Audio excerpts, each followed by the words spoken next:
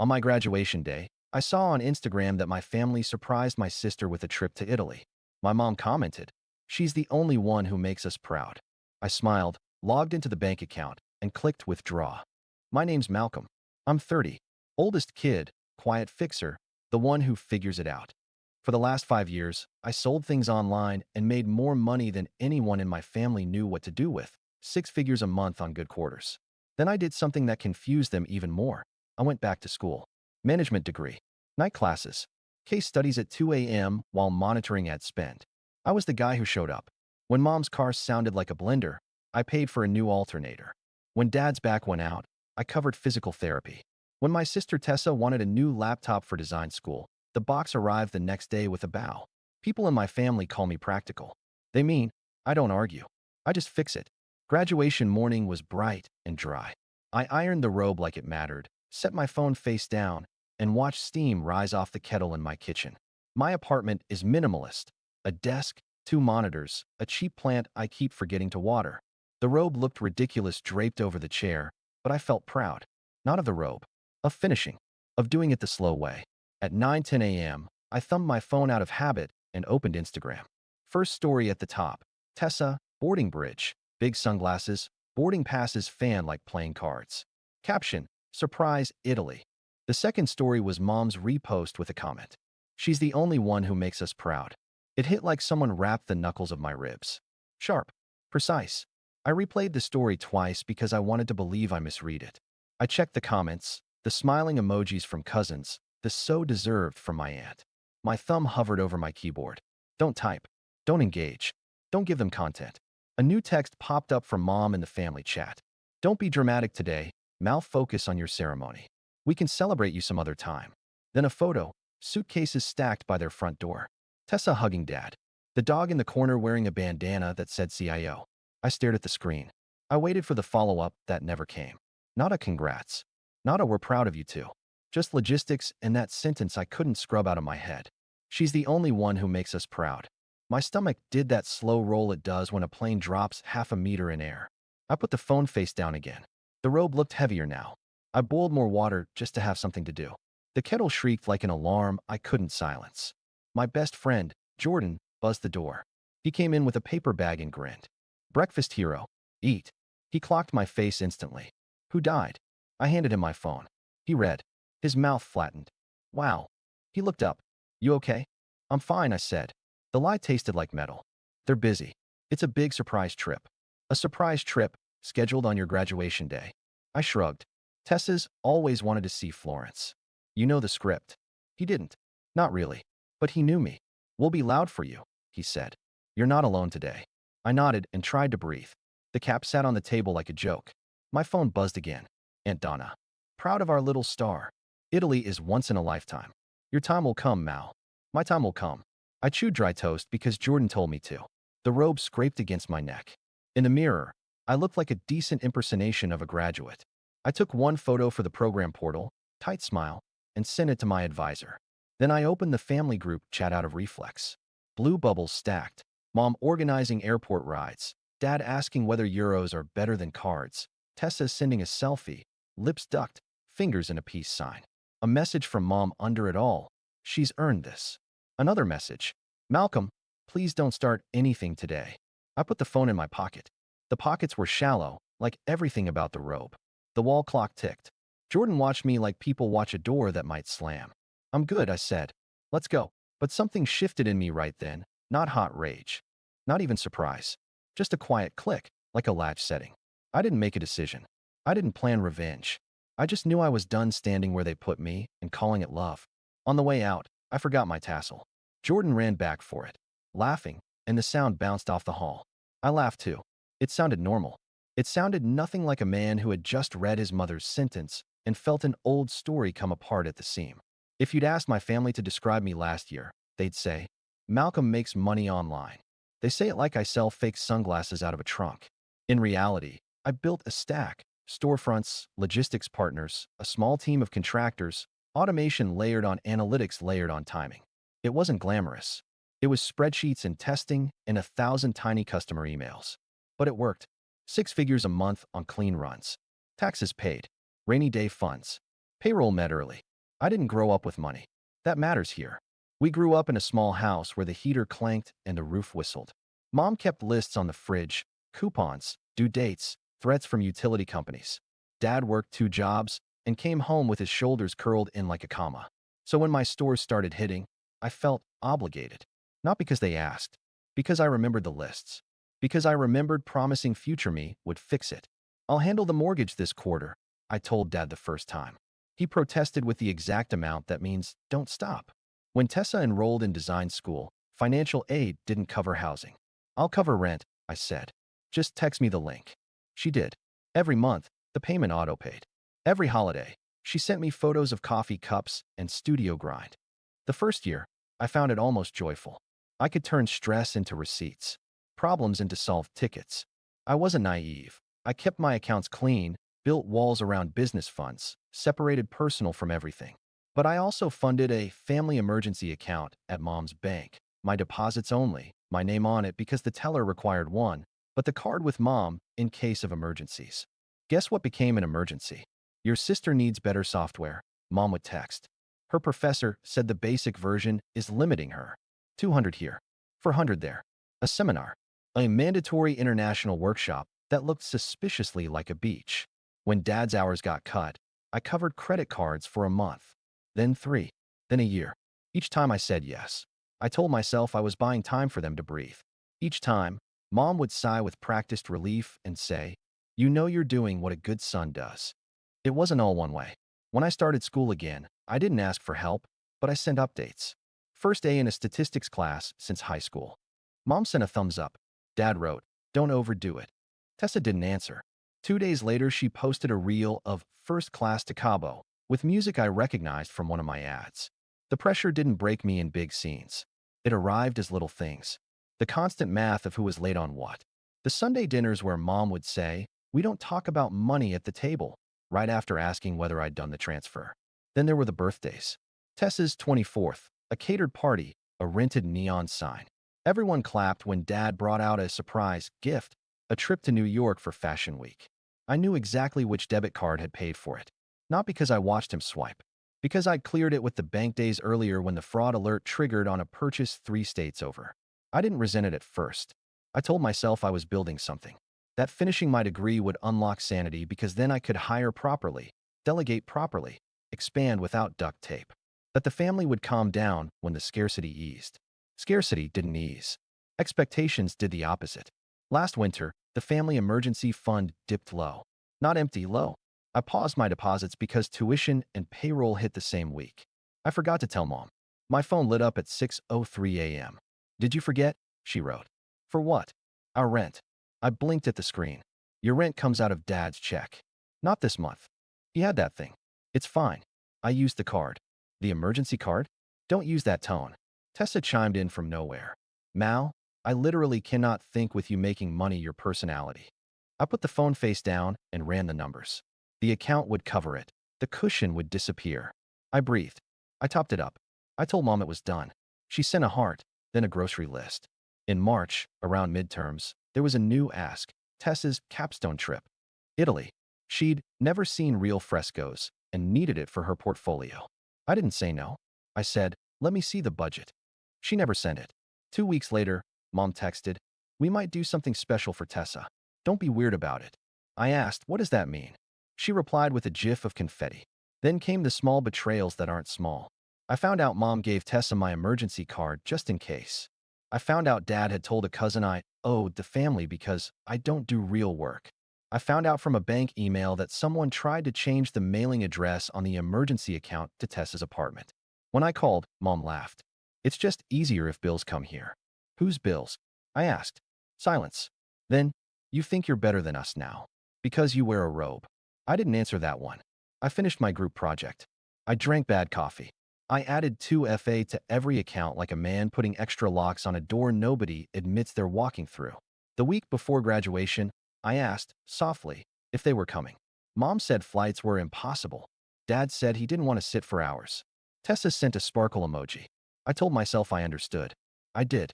I told myself it wasn't personal. And then, graduation morning, surprise Italy. She's the only one who makes us proud. The problem wasn't the trip. Trips end. The problem was the sentence. It crystallized something I've been trying not to name. In my family, I am a wallet with a smile.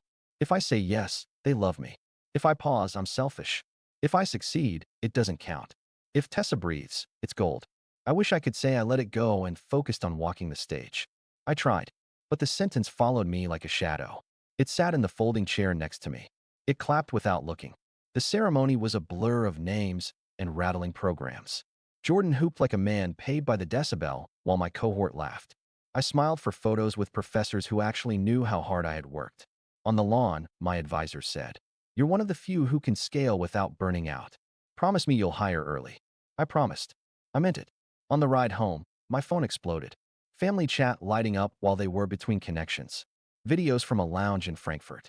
Tessa, glass of Prosecco, pouting. Mom's caption, "Our star is international." I turned notifications off.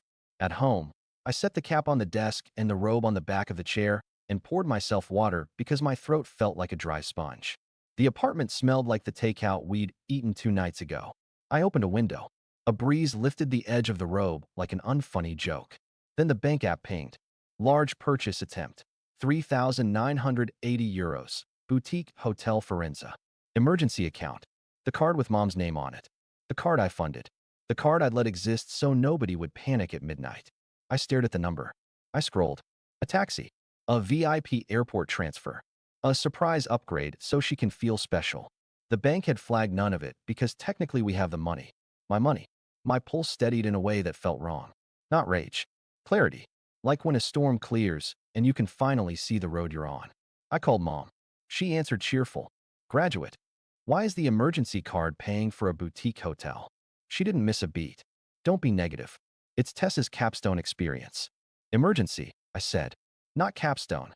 She sighed the sigh that says I'm the parent. "Mal, everything's an emergency when you're building a future. Money is just a tool." "Whose tool? You don't have a family of your own. You don't get it yet."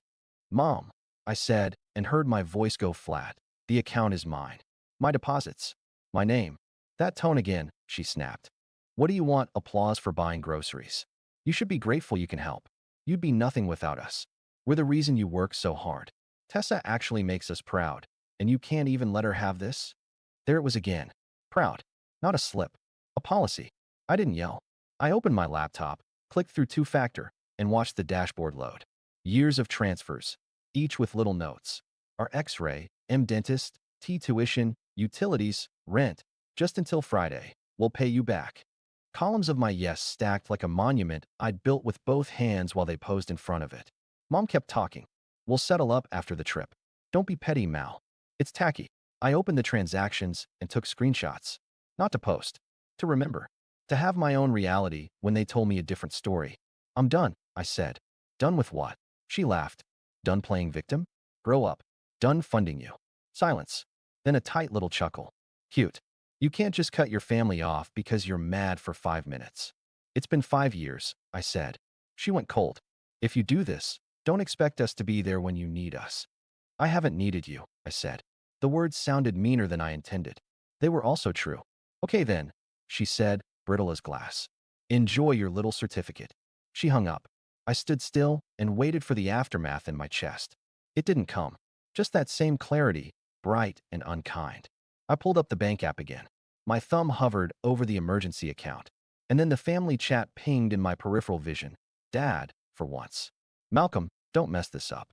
Your sister needs this for her future. Tessa, if you start punishing mom on my trip, I'm blocking you." "Me? I'm not punishing anyone." "Mom, then leave the card alone." Jordan peered over my shoulder. He didn't say anything. He didn't have to. I opened a new message thread with Mom, Dad, and Tessa and attached a single PDF, a 4-page statement of the account, with every deposit circled in red and labeled Malcolm in my neat annotation tool. Under it, I wrote, "This is not a family fund. It's mine. Going forward, you pay your own bills. The card will be disabled at midnight. I suggest you plan accordingly." The read receipt stuttered, then lined up. "Mom, you're being unfair." She stopped. Deleted. Typed again. "Mom, don't humiliate us. People are watching." "Me? So stop making me responsible for your choices." I hit disable on the card. I swept the balance to my personal account. Not a dramatic flourish. A boundary with a button. The world didn't explode. The kettle didn't shriek. My apartment didn't tilt. I closed the laptop and let the quiet come back. Jordan poured more water like we were just two guys on a normal afternoon. Then the phone started. Dad called first, straight to voicemail. Then again. Then Mom. Then Tessa. Then Aunt Donna. Call your mother now. Then Cousin Leah. We all sacrifice for family. You're not special. I put the phone on Do Not Disturb and stood by the window watching a kid wobble past on a scooter. At 12:07 a.m., a text from Mom slid through anyway because she's on my favorites list.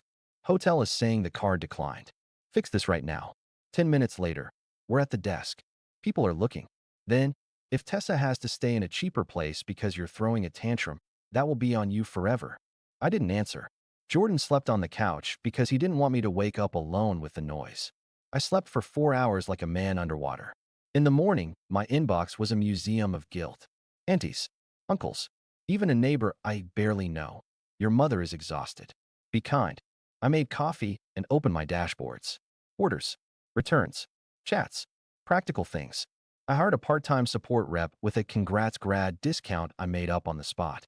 I posted one quiet photo, me on the lawn in my robe, no caption. I texted my advisor, hiring started. Thank you again. She sent 3 fireworks. At 10:19 a.m., Tessa finally sent her own message, separate from the group. Wow, you enjoy hurting people. It must make you feel powerful. Me, boundaries aren't violence. Tessa, you loved paying for everything because it made you feel superior. Now that we're doing something for me, you can't stand it. Me, I paid for your rent for 2 years. Tessa, you didn't pay for me. You paid to control Mom. I stared at that for a long time. Then I wrote, find your own card. And I muted the thread. At noon, I got a call from an unknown Florentine number. The hotel manager, polite but firm, asking whether the card would be reinstated. I told him no and offered to pay for a single night to give my family time to figure out their own arrangements if they provided a separate card for the rest. He thanked me. I sent exactly one night, emailed the receipt to Mom, and said, after this, it's yours. The group chat didn't like the word yours. The chat flooded with versions of selfish, cold, heartless. Someone said, Tessa is the only one who tried to make something beautiful out of life. I almost laughed. I closed the app instead. People imagine a grand relief after a break like this. It wasn't grand. It was practical. The background hum of dread shut off. The list on my fridge went from 12 items to 3. Payroll, ads, breathe. There were consequences. Of course there were. Mom stopped calling me by my name. In texts, I became he. As in, he did this to us. Dad sent one long message about ingratitude and blood and the family name. I typed 3 drafts back and deleted all of them. I settled on, I love you. I'm not your bank. He didn't answer. Extended family split cleanly along lines I didn't expect. Aunt Donna went nuclear. Aunt Marie sent a quiet, about time. My cousin Nate, unemployed for 9 months, made me a rant about capitalism and called me a landlord of the heart. I still don't know what that means. I didn't reply. Real life kept going. Orders shipped. The new support rep, Divya, took half my inbox in the first week and wrote cleaner macros than I ever did. I brought on a logistics consultant who hates inefficiency the way I hate guilt. I slept like a person who isn't waiting for their phone to ring with a crisis that is, somehow, always theirs to solve. 2 weeks later, Mom texted, we're home. I almost wrote, how was Florence? But the question tasted like a trap. Instead, I wrote, hope your flight was safe. She called. I let it go to voicemail. She called again. I answered. She started in hot. Do you know how humiliating it was to move hotels? You moved? Of course we moved. We're not staying in some alley place because you decided to be petty on your graduation day. I disabled a card that should have never paid for a vacation. You keep saying vacation like it wasn't for your sister's education. Mom, there are student budget tools, hostels, scholarships, options. You're 30, she snapped. When I was 30, I had 2 kids and a mortgage and no one to help me. You should be grateful you can spare it. I said. For years. She went quiet, then softer. We missed your ceremony, she said.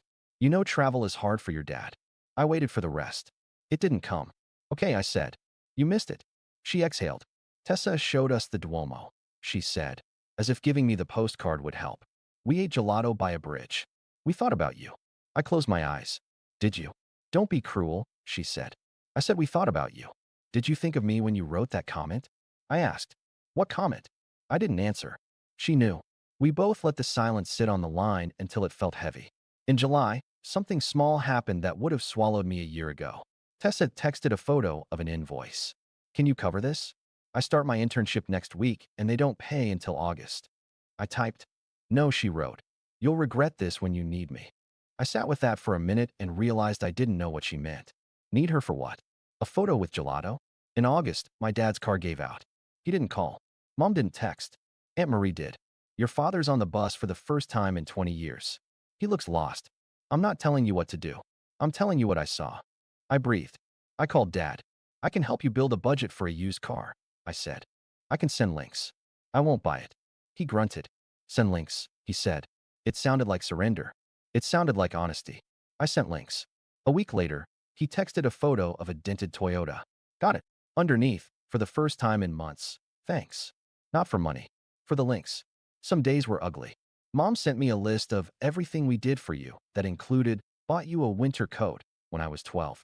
I almost sent back a spreadsheet of everything I'd done for them, with totals, interest, and screenshots. I didn't. Boundaries aren't invoices. Other days surprised me. Aunt Marie invited me to dinner with no agenda and asked me about my hiring plan.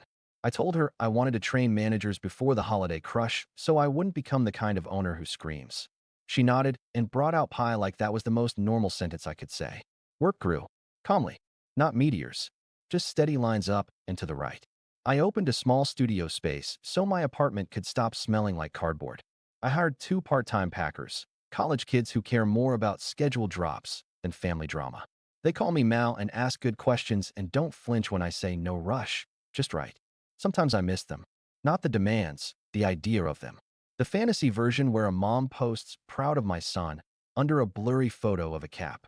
I grieve that like a real thing because it is a thing I didn't get. Then September came, and Tessa posted her internship announcement with a caption about self-made. I almost commented. I didn't. I made dinner. I watered the plant. I texted Jordan a photo of the plant and said, still alive. He replied with a trophy emoji. A week later, my phone buzzed with a number I didn't recognize. Hi, a careful voice said. I'm Claire. I'm Tessa's friend. We met once at that messy barbecue. I didn't remember her. She took a breath. I just wanted you to know. Tessa tells people you're controlling. I've seen the receipts. You're not crazy. She just needs a story where she's the hero. I said thank you. I didn't need the validation, but I took it like a glass of water anyway. The first quiet Sunday came in October. No calls.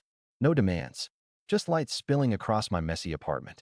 I made eggs, read a case study, and realized I finally liked the silence. Jordan stopped by with coffee. We talked about work, not family. It felt normal. Later, I walked with my phone on airplane mode and thought about that sentence. She's the only one who makes us proud. They were proud of what I gave, not who I was. I couldn't fix that for them. I could fix it for me. A week later, Mom called. Sunday dinner, she said. Come if you want. I did. Brought a store pie. Dad was quiet. Tessa wasn't there. Mom placed dishes like she was setting down an apology. I shouldn't have written that, she said. It was honest, I said. She nodded. We got used to you fixing everything. It was easier to be proud of Tessa. I needed it too, I said. Before I left, she handed me a photo.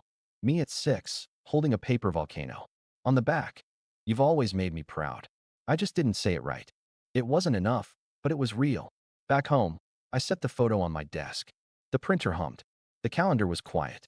My rules stayed simple. 1, my accounts are mine. 2, emergencies are rare.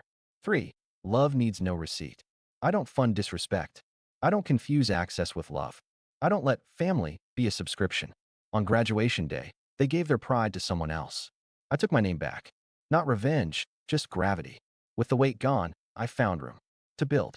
To rest. To live as Malcolm, not a wallet. That's the story. Boundaries made me free.